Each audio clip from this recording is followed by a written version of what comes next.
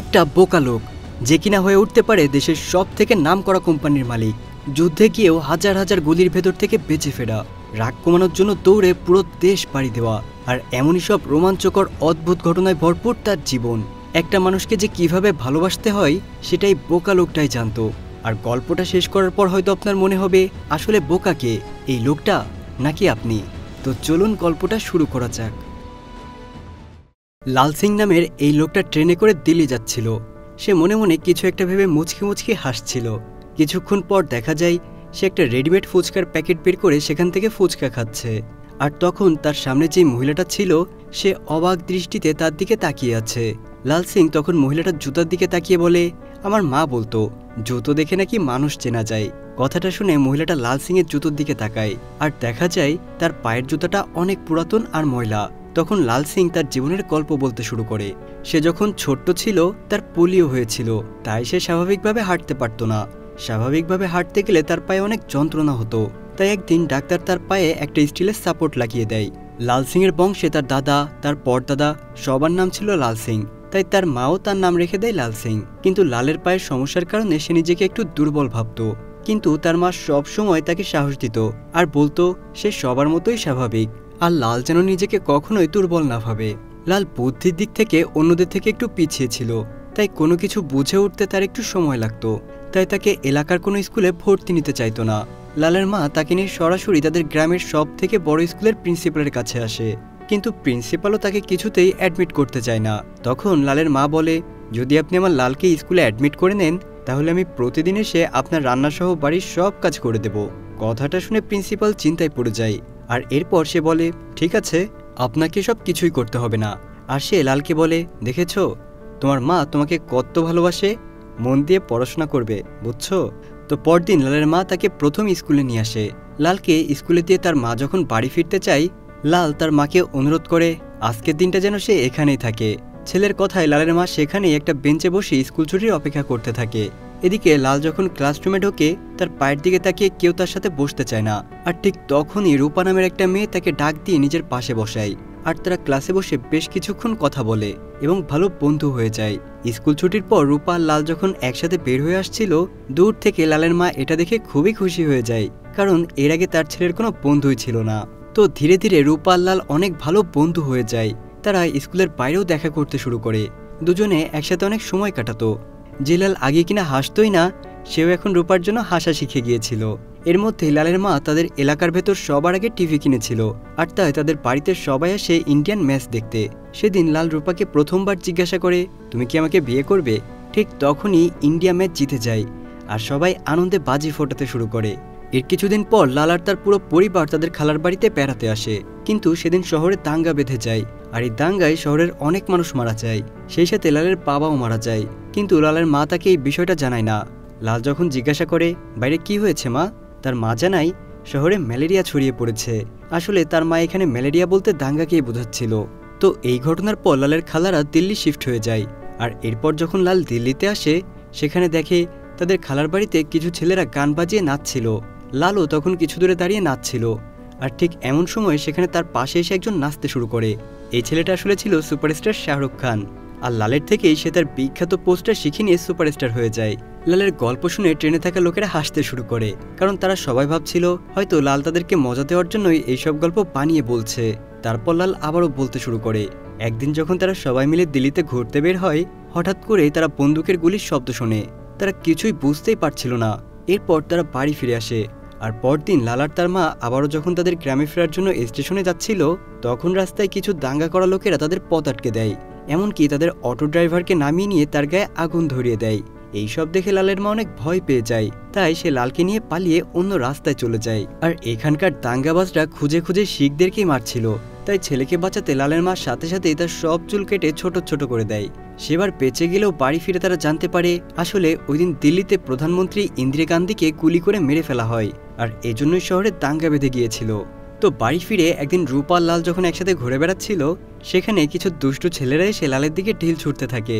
ঢিল থেকে বাঁচার জন্য রূপা তখন লালকে পালাতে বলে। লাল রূপার কথায় দৌড়াতে শুরু করে, আর এক পর্যায়ে তার পা থেকে স্টিলের সাপোর্টগুলো খুলে যায়, আর সে চোখের পলকে অনেক দূর চলে যায়। এরপর থেকে আর মেশিন লাগাতে হয়নি লালের পায়ে। এতে তার কনফিডেন্স অনেক বেড়ে যায়, লাল তখন থেকেই সব জায়গায় দৌড়ে চলে যেত, বাড়ি থেকে স্কুল, স্কুল থেকে বাড়ি, পুরাটাই লাল দৌড়ে দৌড়ে চলে যেত। কিন্তু হঠাৎ করেই একদিন রূপা স্কুলে না আসায় লাল আসে রূপার বাড়িতে তার কি হয়েছে দেখার জন্য। আর তখন দেখে রূপা তাদের বাড়ির সামনে বসে কান্না করছে।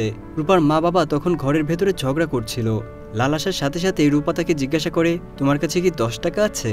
কারণ আমার বাবা 10 টাকার জন্য আমার মাকে মারছে। কিন্তু লাল তো ছোট্ট মানুষ, সে এত টাকা কোথায় পাবে? তখন রূপা বারবার প্রার্থনা করতে থাকে আর বলে, খোদা আমাকে বড়লোক বানিয়ে দাও। লালও তখন রূপার সাথে বসে প্রার্থনা করতে শুরু করে, আর সে রূপার বড়লোক হওয়ার জন্য প্রার্থনা করছিল। কিন্তু হঠাৎ করে ভেতর থেকে একটা শব্দ শোনা যায়। আসলে রূপার বাবা কিছু একটা দিয়ে আঘাত করে রূপার মাকে মেরে ফেলেছে। এর কিছুক্ষণ পর পুলিশ এসে রূপার বাবাকে ধরে নিয়ে যায়, আর রূপার মায়ের লাশটা ভেতর থেকে বের করে আনা হয়। আসলে রূপার মা অন্য ধর্মের একজনকে বিয়ে করায় তার নানি তাদের সাথে আর সম্পর্ক রাখেনি। কিন্তু যখন মা মারা যাওয়ার পর বাবাকে জেলে নিয়ে যাওয়া হয়, পুলিশ রূপাকে নিয়ে তার নানির কাছে দিয়ে আসে। আর মজার ব্যাপার হলো, রূপার নানি লালদের বাড়িতেই কাজ করত, আর তাই পুলিশ রূপাকে লালদের বাড়িতেই নিয়ে আসে। এরপর থেকে তারা একসাথেই থাকতে শুরু করে। রূপার যখন তার মায়ের কথা খুব বেশি মনে পড়ত, সে লাল আর লালের মায়ের সাথে এসে ঘুমিয়ে যেত। দেখতে দেখতে অনেক বছর কেটে যায়। লাল আর রূপা বড় হয়ে যায়। একদিন লালের মা তাদের দুজনকে পড়াশোনার জন্য শহরে পাঠিয়ে দেয়। কিন্তু কলেজে আসার পরেও তাদের গ্রামের কিছু ছেলেরা লালকে একদিন বিরক্ত করতে থাকে। রূপা তখন আবারও লালকে পালাতে বলে। লাল দৌড় শুরু করে দেয়। দৌড়াতে দৌড়াতে লাল একটা সময় কলেজের গ্রাউন্ডে চলে আসে, আর সেখানে তাদের কলেজের দৌড় প্রতিযোগিতা হচ্ছিল। লাল তখন সবার থেকে দ্রুত দৌড়ে রানারদেরকেও পিছনে ফেলে দেয়, আর এটা দেখে কলেজের স্পোর্টস টিচার অনেক বেশি ইমপ্রেস হয়ে যায়। আর এরপর থেকে তারা লালকে বিভিন্ন রেসে অংশগ্রহণ করায়। লাল প্রত্যেকটা দৌড় প্রতিযোগিতায় জিতে যেত, কারণ সে আসলেই অনেক জোরে দৌড়াতে পারত। তো এভাবেই দিন যেতে থাকে। একদিন লাল খেয়াল করে রূপা কলেজের একটা ছেলের সাথে খুবই হেসে হেসে কথা বলছে, আর সেই সাথে রূপা এখন মডেলিংও শুরু করেছে। একদিন রূপার বয়ফ্রেন্ড হ্যারি তাকে জোর করে কিস করতে চেষ্টা করে, আর লাল সেখানে সে হ্যারিকে মেরে তাড়িয়ে দেয়। কিন্তু রূপা তার উপর অনেক রাগ করে, কারণ হ্যারি অনেক বড়লোক ঘরের ছেলে। রূপা সারা জীবন গরিব থাকতে চায় না, তার অনেক টাকার প্রয়োজন, তাই তার এমন বড়লোক ঘরের কোনো একটা ছেলেকেই দরকার। কিন্তু লাল তখন রূপার জন্য আনা ফুচকা দিয়ে তার রাগ ভাঙিয়ে দেয়। তারা ফুচকা খেতে খেতে বিভিন্ন বিষয়ে কথা বলে। তখন লাল তাকে জিজ্ঞাসা করে, তুমি কি আমাকে বিয়ে করবে? রূপা কথাটা এড়িয়ে গিয়ে বলে, আমি পড়াশোনা শেষ করে অনেক বড় মডেল হতে চাই, সেই সাথে অনেক বড়লোকও হতে চাই। তখন লালও বলে, আমি পড়াশোনা শেষ করে ভাবছি আর্মিতে জয়েন করব। তো এরপর রূপা মডেল হওয়ার জন্য মুম্বাইতে চলে যায়, তাই লালের সাথে তার তেমন একটা যোগাযোগ হতো না। অন্যদিকে লালও ততদিনে পড়াশোনা শেষ করে সেনাবাহিনীতে ভর্তি হয়। কিন্তু প্রথম দিনে লাল তার সিনিয়রের কাছ থেকে বকা খায়, তাই এখানেও তার সাথে তেমনভাবে কেউ মিশতে চাচ্ছিল না। শুধুমাত্র বালা নামের একজন লালকে তার পাশে বসতে দেয়। এছাড়াও বালা তার সাথে অনেক গল্প করে। বালা বলে তাদের ফ্যামিলি অনেক আগে থেকেই আন্ডারওয়্যার আর স্যান্ডোগেঞ্জির ব্যবসা করে, তাই বালারও ইচ্ছে যে কিছুদিন আর্মিতে চাকরি করার পর টাকা জমিয়ে আন্ডারগার্মেন্টসের একটা বিশাল বড় ব্যবসা দেবে সে। আর্মি ক্যাম্পে লাল সবকিছু অনেক দ্রুত করে ফেলতে পারত, কারণ সে অন্যদের মতো অত কিছু ভাবতো না। তাকে যেটা করতে বলা হতো সে সাথে সাথে সেটা করে দিত, তাই তাদের কমান্ডার লালকে জিনিয়াস বলে ডাকত। ধীরে ধীরে বালা লালকে আন্ডারগার্মেন্টস বানানো শিখিয়ে দেয়, কারণ আসলে ওই সময়টাতে কোনো কোম্পানি ফিটিং আন্ডারগার্মেন্টস বানাতে পারতো না। তাই আর্মি ক্যাম্পের সবাই লাল আর বালার বানানো জিনিসগুলো অনেক পছন্দ করতে শুরু করে। কিন্তু এত কিছুর ভেতরেও লাল তার পরিবারকে অনেক মিস করত। একদিন একটা নিউজ পেপারে লাল দেখতে পাই রূপার ছবি ছাপা হয়েছে, কিন্তু আসলে এটা একটা নেগেটিভ নিউজ ছিল। যেহেতু এটা অনেক আগের ঘটনা, তাই তখন রূপা নিউ ফটোশ্যুট করেছিল, আর এটা নিয়ে সাধারণ জনগণ তার উপর অনেক ক্ষেপে গেছে। তার নামে কেস করা হয়েছে। খবরটা দেখে লাল পরদিনই ছুটি নিয়ে চলে যায় মুম্বাইতে। তো মুম্বাই আসার পর লাল দেখতে পাই কিছু লোকজন কোর্টের বাইরে দাঁড়িয়ে রূপার বিপক্ষে স্লোগান দিচ্ছিল, আর এর মধ্যে একটা লোক রূপাকে বাজে কথা বলে বসে। আর এতে লাল নিজের রাগকে কন্ট্রোল করতে না পেরে ওই লোকটাকে মারতে শুরু করে। পরে পুলিশ আর রূপা এসে তাদেরকে ছাড়িয়ে দেয়। সেখান থেকে এসে যখন রূপা আর লাল একটা ফাঁকা জায়গায় বসে গল্প করছিল, তখন লাল রূপাকে প্রশ্ন করে, তুমি কি আমাকে বিয়ে করবে? কিন্তু আজকে রূপা উত্তর দেয়, আমি তোমাকে পছন্দ করি ঠিকই, কিন্তু তোমার আর আমার ধরন ঠিক আলাদা। তুমি সাধারণ জীবনযাপন করতে চাও, কিন্তু আমি বড় মডেল হতে চাই, আর সেই সাথে অনেক টাকার মালিক। এটা বলে রূপা সেখান থেকে উঠে চলে যেতে লাগে। রূপা চলে যাওয়ার আগে লাল তাকে ডেকে বলে, আমাকে বর্ডারে একটা যুদ্ধে পাঠানো হচ্ছে। রূপা তখন এটা শুনে ফিরে সে তাকে জড়িয়ে ধরে বলে, কোনো রকম বিপদে পড়লে দৌড়ে সেখান থেকে পালিয়ে আসবে। এটা বলে রূপা সেখান থেকে চলে আসে। পরদিন রূপা মুম্বাইয়ের একজন ডনের কাছে যায়, যার মাধ্যমে নাকি অনেকেই নায়িকা হতে পেরেছিল। অন্যদিকে লাল আর বালা তখন তাদের পল্টনের যুদ্ধের দিকে যাচ্ছিল। তখন লাল বালাকে বলে, আমি মানুষ মারতে পছন্দ করি না। বালাও তাকে বলে, আমারও এটা একদমই পছন্দ না। কিন্তু নিজের দেশকে শত্রুর হাত থেকে বাঁচাতে হলে আমাদের এটা করতেই হবে। এরপর ভারতীয় সেনারা যখন উপরের পাহাড়ে লুকিয়ে থাকা পাকিস্তানি শত্রুদের দিকে এগোতে থাকে তখনই তারা উপর থেকে গুলি করতে শুরু করে। আর তাদের কাছে অনেক ভারী ভারী অস্ত্র ছিল, যেটা ভারতীয় সেনারা আগে বুঝতে পারেনি। দেখতে দেখতে জায়গাটা যুদ্ধক্ষেত্রে পরিণত হয়ে যায়। ভারতীয় অনেক সেনারাই তাদের গুলিতে মারা যাচ্ছিল। এমনকি একটা বোমা এসে লালের সামনে ব্লাস্ট হয়, আর সেখানে বালা এসে তার জ্ঞান ফেরায়। চারিদিকে যুদ্ধের ভয়াবহ পরিস্থিতি দেখে রূপার বলা কথাটা মনে পড়ে।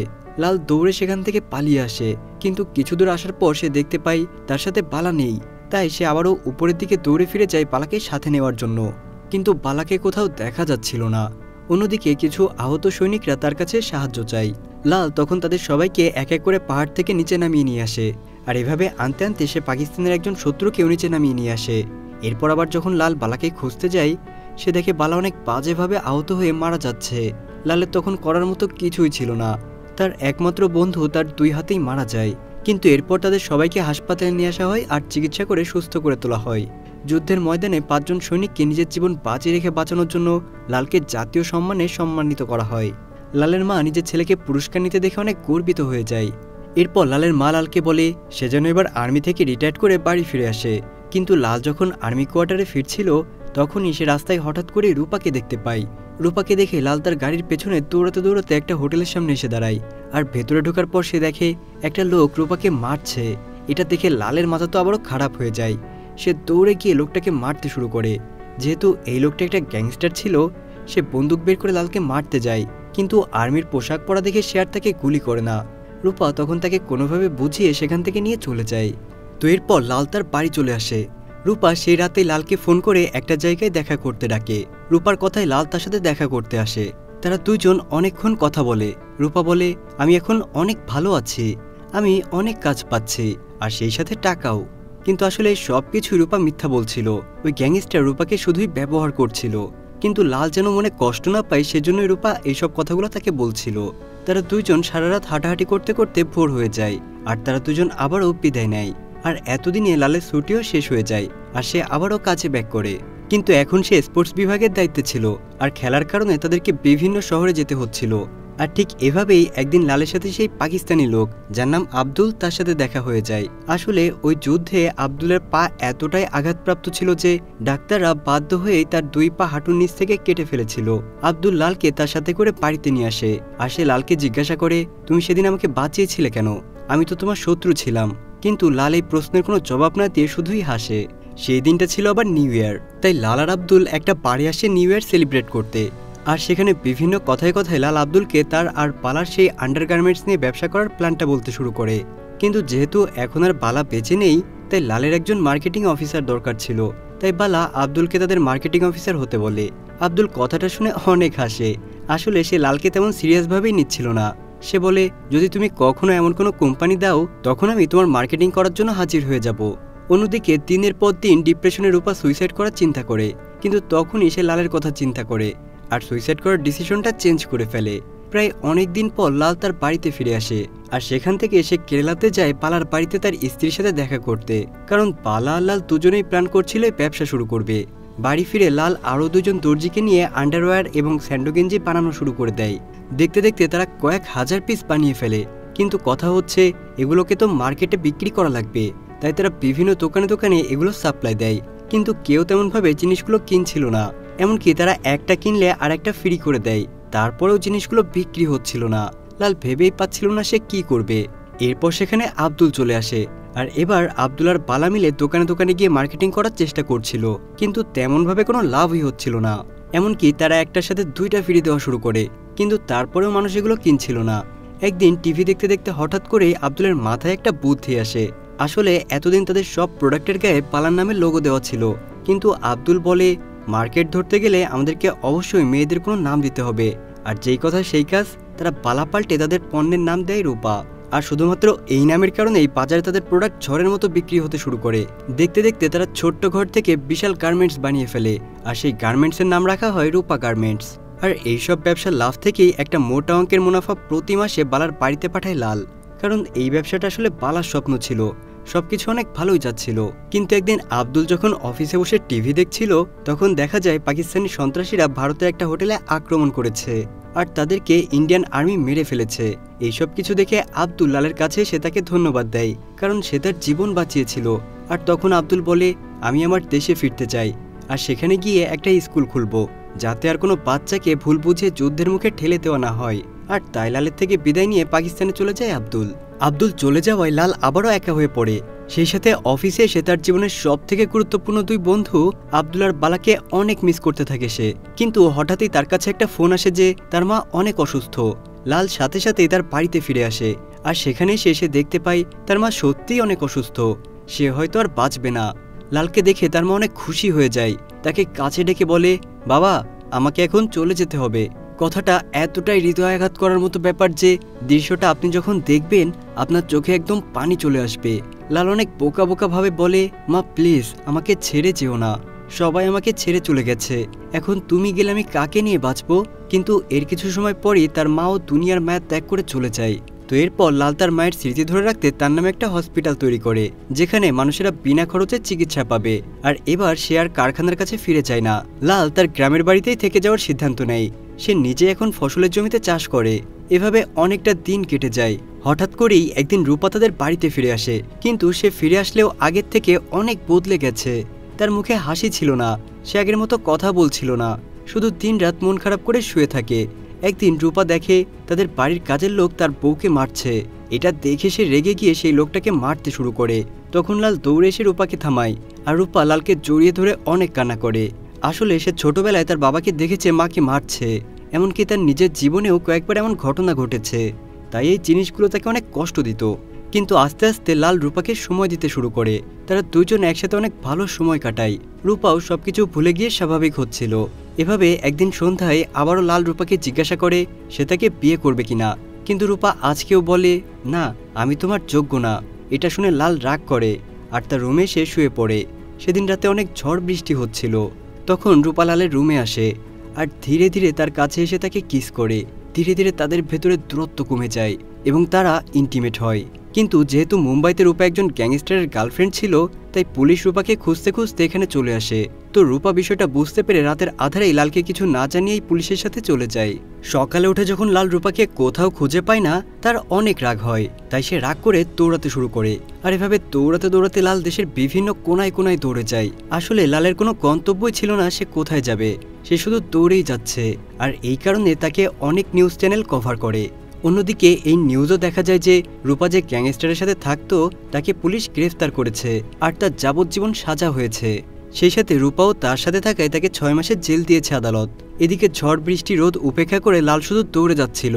সে জানে না তাকে কোথায় যেয়ে থামতে হবে। কিন্তু হঠাৎ একদিন সে মাঝ রাস্তায় থেমে যায় আর সবাইকে বলে যে সে এখন অনেক ক্লান্ত, তাই বাড়ি ফিরে যাবে। লাল বাড়িতে ফিরে আসে আর এতদিনে তার চুল দাড়ি সব সর্দারদের মতো বড় বড় হয়ে গিয়েছিল, তাই সে পাগড়ি পরে নিজেকে একদম পাঞ্জাবি বানিয়ে ফেলে। বাড়ি ফিরে লাল জানতে পারে সে যখন বাড়ি ছিল না তখন রূপা নামের কেউ একজন তাকে খুঁজতে এসেছিল আর সে যাওয়ার আগে একটা চিঠি রেখে গেছে। চিঠিটা পড়ে লাল জানতে পারে রূপা তাকে দিল্লিতে ডেকেছে। আর আজকেই অর্থাৎ এখন ট্রেনে করে লাল দিল্লিতে যাচ্ছে রূপার সাথে দেখা করার জন্য। ট্রেনে থাকা সবাই গল্পটা শুনে মন্ত্রমুগ্ধের মতো তার দিকে তাকিয়ে থাকে। আসলেই একজনের জীবনে যে এত ধরনের রং থাকতে পারে সেটা হয়তো তারা লাল সিং চাড্ডার গল্প না শুনলে জানতেই পারতো না। যাই হোক, ট্রেন থেকে নেমে লাল সোজা চলে আসে রূপার বাড়িতে। আর ভেতরে ঢুকে রূপার সাথে কথা বলার সময় সে দেখতে পায় রূপার একটা ছেলে আছে। লাল একটু অবাক হয়ে জিজ্ঞাসা করে, তুমি বিয়ে করে ফেলেছো? তখন রূপা বলে, না এখনো বিয়ে করার সুযোগ হয়নি। লাল তখন জিজ্ঞাসা করে, তাহলে বাচ্চা? তখন রূপা জানায় এটা লাল সিং চাড্ডার ছেলে। কথাটা শুনে লাল যেন একদমই বিশ্বাসই করতে পারছিল না। আসলে রূপা তার বাড়ি থেকে চলে আসার আগেই তারা যে ইন্টিমেট হয়েছিল সেখান থেকে রূপা প্রেগনেন্ট হয়ে পড়ে। রূপা লালকে আরও বলে, আমি হয়তো কখনোই তোমার সামনে দাঁড়াতাম না, কিন্তু আমাদের ছেলের জন্যই আমাকে এটা করতে হলো। আসলে আমার ক্যান্সার ধরা পড়েছে, আমি হয়তো আর বেশি দিন বাঁচবো না, তাই আমি চাই আমার ছেলে যেন তার বাবার পরিচয় নিয়েই বাকি জীবনটা কাটায়। কথাটা শুনে লাল অনেক ভেঙে পড়ে। তো রূপার ক্যান্সারের ট্রিটমেন্ট করাতে লাল তাকে পাঞ্জাব নিয়ে আসে। আর তখন একদিন রূপা লালকে জিজ্ঞাসা করে, তুমি কি আমাকে বিয়ে করবে? জীবনে এতবার জিজ্ঞাসা করেও যার কাছ থেকে না ছাড়া কিছুই শুনিনি, তার থেকেই বিয়ের প্রস্তাব পেয়ে লাল নাচতে নাচতে রাজি হয়ে যায়। কিন্তু বিয়ের পরে রূপার অবস্থা আরও অনেক খারাপ হয়ে যায়, এমনকি একসময় রূপা মারা যায়। এরপর থেকে লাল রূপার কবরের কাছে সে তার মনের সব কথা শেয়ার করত। লালের ছেলে আরও বড় হলে সে তাকে সেই স্কুলে ভর্তি করে যে স্কুলে সে নিজেই পড়েছিল। আর প্রথম দিন ছেলেকে স্কুলে পাঠিয়ে লাল সেই বেঞ্চটাতেই বসে যেখানে বসে একদিন তার মা তার জন্য অপেক্ষা করত। আর এমনই একটা দৃশ্যের মধ্য দিয়ে এই গল্পটা এখানেই শেষ হয়ে যায়। কিন্তু বোকাশোকা এই লাল সিং চাড্ডা আমাদের জীবনের অনেকগুলো বিষয় বুঝিয়ে দিয়ে গেছে। আসলে সে নিজে বোকা হলেও তার জীবনটা ছিল রোমাঞ্চকর। সত্যিকারের ভালোবাসা, বন্ধুত্ব, বিশ্বাস আর সেই সাথে দায়িত্ববোধ এই সব কিছুই ছিল এই বোকা লোকটার ভেতরে। তার জীবনেও অনেক সমস্যা, অনেক বিপদ এসেছিল, কিন্তু তারপরেও সে ছোটবেলায় তার মায়ের বলা কথাটা সবসময় বিশ্বাস করে এসেছে, আর সেটা হলো তুমি সবার থেকে সেরা। তো বন্ধুরা, গল্পটা আপনাদের কেমন লাগলো অবশ্যই কমেন্ট করে জানাবেন কিন্তু। আল্লাহ হাফেজ।